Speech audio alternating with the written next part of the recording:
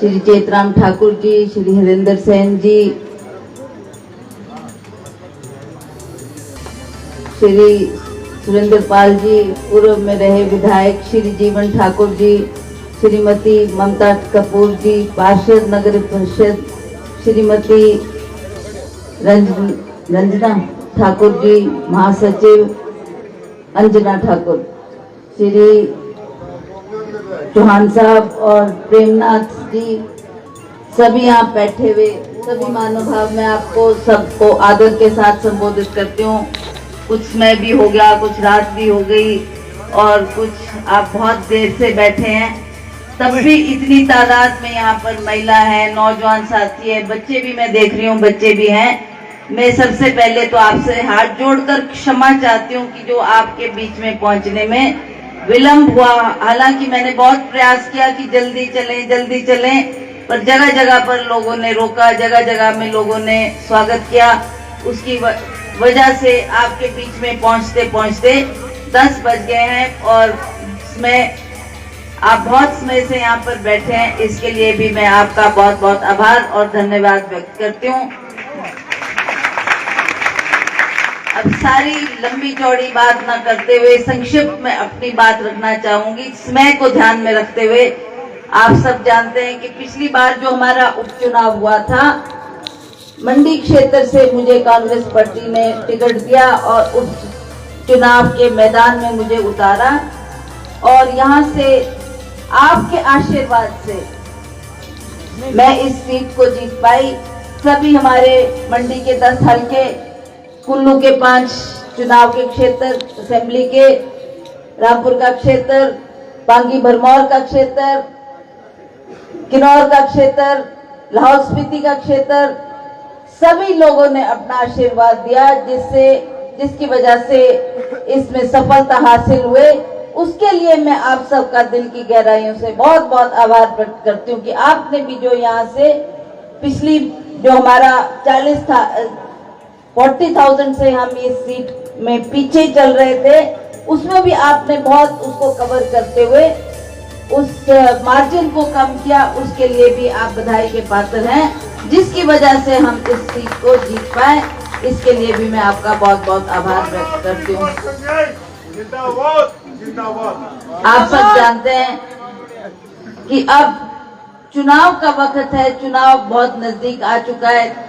मुश्किल से 4-5 महीने हमारे हाथ में रहे, शायद सितंबर के महीने में कोड ऑफ कंडक्ट लग जाएगा, फिर अक्टूबर में, नवंबर में तो हमारे चुनाव होने हैं, क्योंकि 5 साल इस सरकार को पूरे होने जा रहे हैं और उसके बाद लोगों ने निर्णय करना है, लोगों ने फैसला करना है कि उनको कैसी सरकार चाहिए।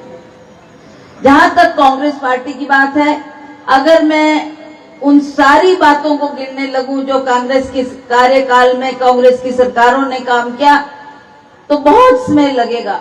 तो समय को ध्यान में रखते हुए मैं केवल इतना कह सकती हूं कि कांग्रेस की सरकार जो प्रदेश में रही और जब राजा साहब मुख्यमंत्री थे, उनका जो जीवन रहा, उन्होंने अपने जीवन का अधिकतर समय लोगों के बीच में गुजारा, लोगों की सेवा की और प्रदेश को किस ऊंचाई तक वो ले गए, वो सब बात आप लोग समझते हो। आप जानते हो कि ये विकास के कार्य कांग्रेस पार्टी की देन है।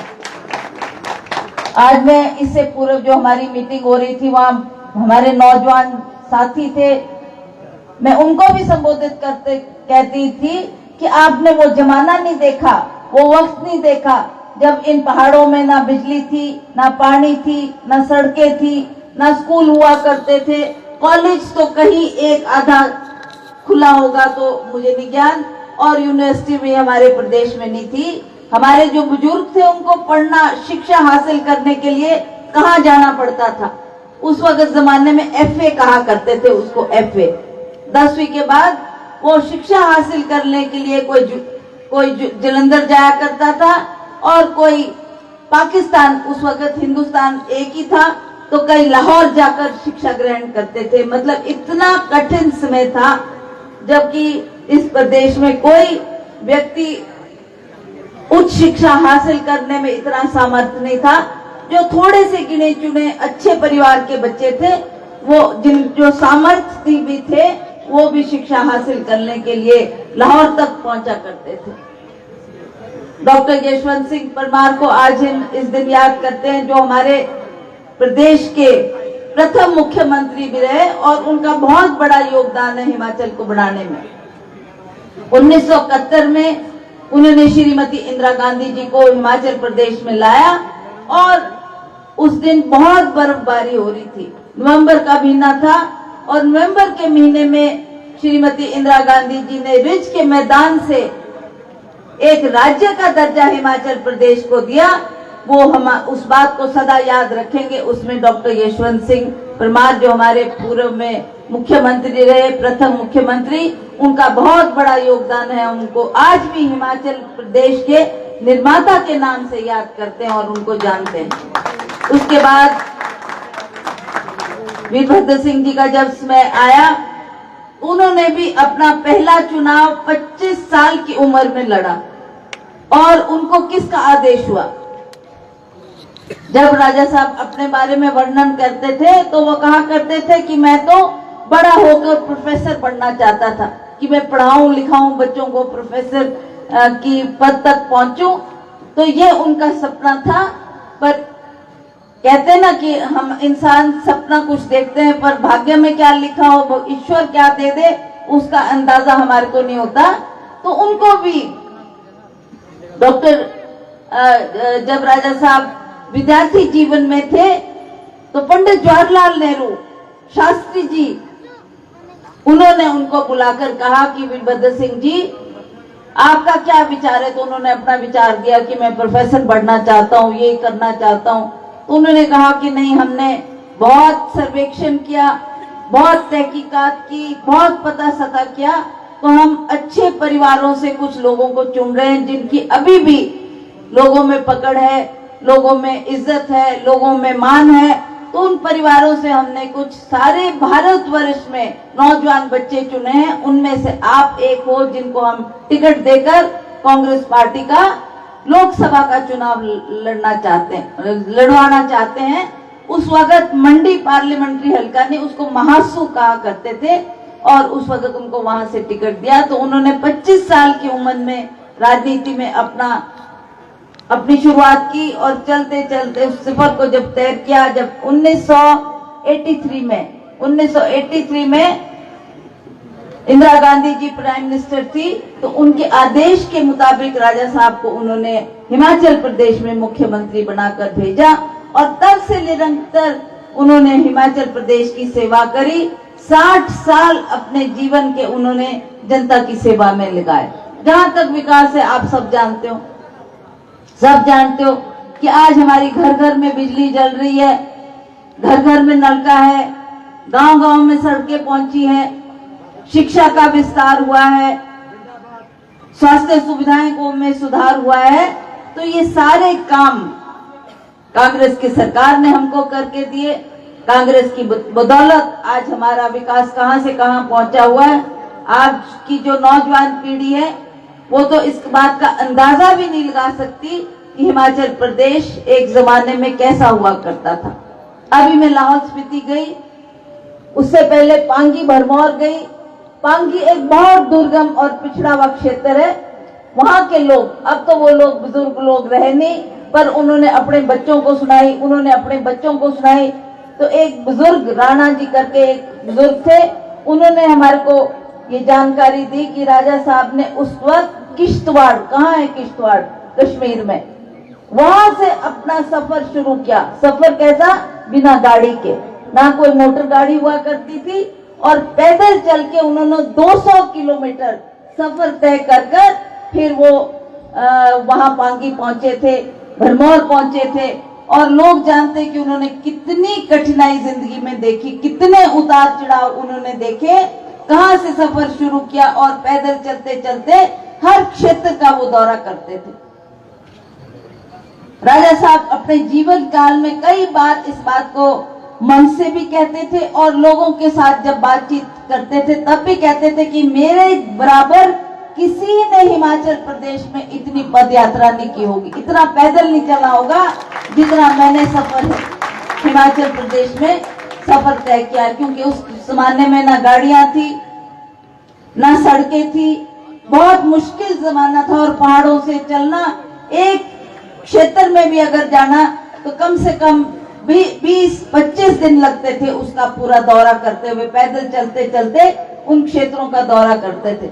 और जो तो ये लाहौल स्पीति का क्षेत्र है, पांगी भरमौर का क्षेत्र है, अभी भी आप उन सड़कों को देखोगे, उन पहाड़ों को काटते हुए, चीरते हुए वो सड़कें जो बना रखी है, वो इतनी खतरनाक है, देख के भी डर लगता है कि पता नहीं इसमें से एक बकरी भी कैसे चल पाती होगी, इतना नैरो लगता वो सड़क। उस टाइम पैदल वहां से लोग चला करते थे, नीचे दरिया है और बीच में पहाड़ के बीच में से काट कर वो सड़कें बनी हुई, इतना खौफनाक डरावना सीन है। और कई जगह तो उन्होंने वो झूला पार करके भी दरिया को पार किया हुआ, क्योंकि उस टाइम ना पुल थे, ना कोई आवागमन का साधन था, ना कोई गाड़ी घोड़ा था। तो ऐसा कठिन समय उन्होंने देखा और उन्होंने अपने जीवन काल में ये प्रण किया था कि अगर मुझे मौका मिलेगा तो मैं अवश्य हिमाचल प्रदेश में जितना भी संभव होगा मैं यहाँ का विकास करूंगा। उनके ऊपर श्रीमती इंदिरा गांधी जी का आशीर्वाद था और श्रीमती इंदिरा गांधी से वो कहते थे, कई बार उनको लाए भी, वो अपने मरने से कुछ दिन पहले श्रीमती इंदिरा गांधी लाहौल स्पीति आई थी और स्पीति में उन्होंने लोगों से कहा था कि आप क्या चाहती हैं, मैं क्या करूं आपके लिए। तो लोगों ने कहा कि मैडम हम बहुत कठिनाई का जीवन जीते हैं, 6 महीने बर्फ पड़ जाती है जब हम घर में बंद हो जाते हैं और 6 महीने के बाद हमारा रास्ता खुलता है, और जो हमारे घर से बाहर चला जाता है, कोई पढ़ने जाता है, नौकरी करने जाता है, हमारे को कोई पता नहीं होता कि वो मर गया कि जिया कि कहाँ है या क्या है, क्योंकि उस जमाने में कोई मोबाइल भी नहीं हुआ करते थे। तो उन्होंने इतना कठिन जमाना देखा और फिर लोगों ने कहा कि मैडम हमारे को यहाँ पर एक सुरंग चाहिए। तो उन्होंने कहा अच्छा कोई बात नहीं, मैं दिल्ली जाऊंगी, तुरंत आपको सुरंग का इंतजाम करूंगी, आदेश दूंगी। कुछ दिनों के बाद बेचारी वो हमारे बीच में नहीं रही और उन्होंने ही इसकी शुरुआत की थी। जो आज आप लाहौल स्पीति को जाने के लिए घंटों लग जाते थे, घंटों का सफर, पहाड़ी के ऊपर चढ़ना, पहाड़ी से नीचे उतरना, कितना दुर्गम और कितना डरावना वो सीन होता था। क्योंकि पिछली बार जब मैं भी चुनाव लड़ रही थी तो लाहौल स्पीति का क्षेत्र मंडी पार्लियामेंट्री हल्के में ही आता है, तो बहुत कठिन वहां की परिस्थिति। आज भी अगर आप वहां पर, जैसे मैं आज भी वहां से आई, तो वहां पहाड़ों में आज भी बर्फबारी हो रही है। तो इतना कठिन परिस्थिति में वो सुरंग जो आज बन के तैयार हुई, जिसका मोदी जी ने उद्घाटन किया, वो श्रीमती इंदिरा गांधी जी की देन है। वो दे के गई है, वो बना के गई है। उनकी वजह से आज हमारा दुर्गम क्षेत्र 10 मिनट में अब तो वो सफर तय हो जाता है। सुरंग से अब जब आप क्रॉस करते हैं एक तरफ से दूसरी छोर को पहुंचते 10 मिनट लगते हैं आपके। तो इतनी सुख सुविधा आज हमारे केंद्र सरकार ने हमारे को करके दी। उसी तरह से आप यहाँ अपने क्षेत्रों में भी काम देखो, आपका नेर चौक में कितना बड़ा मेडिकल कॉलेज खुला, कमांद में आपकी IIT खुली। ऐसे कितने काम केंद्र की सरकार ने, यूपीए की सरकार ने, डॉक्टर मनमोहन सिंह जी हमारे प्रधानमंत्री थे, उनकी वजह से हमारे को मिला। आप देखें कि हमारे जो ये नरेगा का काम चला, जिसमें हमारे गांव में रहने वाले लोगों को, महिलाओं को 100 दिन की दिहाड़ी मिली, वो भी केंद्र सरकार की देन है। जो ये बच्चों को खिचड़ी खिलाने का प्रोग्राम था कि बच्चे बासी रोटी या ठंडी रोटी ना खाए, तो उनके लिए भी स्कूल में मिड डे मील का जो प्रावधान किया, वो भी केंद्र की सरकार ने, श्री मनमोहन सिंह जी ने हमारे को करके दिया। हमारा फूड सिक्योरिटी एक्ट, जिसमें हमारे को सस्ता राशन मिलता था, हमारे को गरीबों को मकान बनाकर उन्होंने दिए। इंदिरा आवास योजना के तहत, राजीव गांधी आवास योजना के तहत बहुत से काम इन सरकारों ने हमारे को करके दिए। हमें भूलना नहीं चाहिए और आज भी हम उन बातों को याद रखते हैं। जहां तक बीजेपी की बात है, जहां तक इस सरकार की बात है, हम तो दावे के साथ इनको कह सकते हैं कि आप अपने कार्यकाल के कम से कम 5 काम नाम गिना दो कि 5 काम आपने कोई किए हो। कोई आपने बड़ा इंस्टीट्यूट लाया, कोई आपने बड़ा अस्पताल लाया, कोई आपने बड़ी योजना लाई, कोई बड़े पुल का निर्माण किया, कोई बड़ी सड़क लाई, कोई काम ऐसा इनके द्वारा नहीं किया गया जिसके लिए ये श्रेय ले सके और कह सके कि हमारे द्वारा ये काम किए गए। तो आज हम भी जानते हैं कि मोदी जी उस कुर्सी पे बैठे। जब मैं पिछली बार चुनाव लड़ रही थी, पिछला पार्लियामेंट का इलेक्शन जब लड़ रही थी, तो मोदी जी की आवाज चारों कोनों से सुनने को मिलती थी। चाहे हमारा नौजवान साथी था, चाहे हमारी महिलाएं थी, चाहे हमारे बच्चे थे, चाहे हमारे बुजुर्ग थे, सभी एक जैसा कोई माड़ा लड़ता है वैसी वो माड़ा मोदी की रटते थे और कहते थे कि इनको हमने एक बार मौका देना है, क्योंकि ये हमारे को राशन भी सस्ता करके देंगे। गैस का सिलेंडर जो 450 रुपए का था, उस गैस के सिलेंडर को भी कम करके देंगे। ऐसे ऐसे वायदे मोदी जी ने किए थे। कहा था मैं बेरोजगारों को रोजगार प्रदान करूंगा, तो लोगों को लगा इससे बढ़िया और क्या सरकार हो सकती है जो हमारे को सस्ता राशन भी दे, बच्चों को नौकरी भी दे। तो उन्होंने उस उम्मीद से उनको प्रधानमंत्री बनाया था। आज 8 साल हो गए मोदी जी को उस कुर्सी पर, ना किसी बेरोजगार को रोजगार मिला और ना ही राशन हमारा सस्ता हुआ। आपको भी पता है आज गैस के सिलेंडर के क्या भाव है। यही मोदी जी थे जो कहते थे मैं ये सारे काम करूंगा, ना वो किया। अब आप देखो, आप खुद कैलकुलेट करो। एक तरफ आपकी महंगाई बढ़ा दी, एक तरफ इतनी हर चीज, सीमेंट है, सरिया है, आपका घर बनाने के लिए जो सामान लगता है वो आप खरीदने जाओ तो क्या भाव देना पड़ता है। आप शाम को रोटी बनाने के लिए राशन खरीदने जाओ तो आपको पता लगता है कि कितनी महंगाई है, कितनी आकाश को ये दाम छू रहे हैं। तो ये सारी बातें उस वक्त इन्होंने की, पर आज जब ये प्रधानमंत्री जी हमारे बीच में आते तो ना महंगाई की बात करते और ना ही रोजगार प्रदान करने की बात करते। मेरा आपसे यही आग्रह है कि अब मौका आया है, अब आपने वोट देकर दोबारा से हिमाचल प्रदेश में कांग्रेस की सरकार को लाना है। जो मुझे लगता है, मैं काफी क्षेत्रों का दौरा करके आई हूँ, जो मुझे जन की आवाज लगती है, हर क्षेत्र में जाकर ये आवाज उठती है कि लोग चाहते हैं बदलाव हो, लोग चाहते हैं कि अब दोबारा सरकार कांग्रेस की हम बढ़ाना चाहते हैं। तो उसमें आपका भी आशीर्वाद मिलेगा, आपका भी सहयोग मिलेगा। जिसको भी कांग्रेस पार्टी टिकट देगी उसको आपने सर्वसम्मति से यहाँ से चुनकर भेजना है, ताकि एक एक सीट हमारी कांग्रेस की झोली में जाए और हम यहाँ पर सरकार बनाए।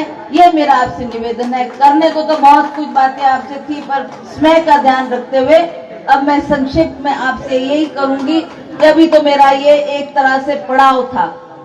रात मुझे जोगिंद्रनगर ठहरना था क्योंकि कल मुझे पालमपुर जाना है, तो इसलिए ये कोई ऐसा आपके द्वारा कोई कार्यक्रम नहीं रखा गया। ये तो आपने वेलकम करने के लिए आप सब एकत्रित हुए हैं। मैं आपको वायदा करके जाती हूँ कि दोबारा जोगिंद्रनगर में एक अच्छा कार्यक्रम करने का हम यहाँ पर प्रयास करेंगे, ताकि आप सब एकत्रित हो और जो आपके दुख तकलीफ है, जो आपने एप्लीकेशनें देनी है, वो भी आप मुझे दे सकते हैं कि MP लैड से, ताकि मैं आपकी कुछ उसमें मदद कर सकूं। ये मैं आपको आश्वासन देती हूँ। मैं इन्हीं शब्दों के साथ आप सबका पुनः बहुत बहुत धन्यवाद करती हूँ और आप विश्वास दिलाती हूँ कि हम लोग दिल जान से आपकी मेहनत, आपकी जो आपने ये मेहनत की पिछली बार और यहाँ से हमारे को रीट लाई, उसी तरह से आप इस चुनाव में भी यहाँ से हमारे कांग्रेस के कैंडिडेट को जिताना, ताकि अगली सरकार में वो शामिल हो और सरकार हमारी कांग्रेस की बने।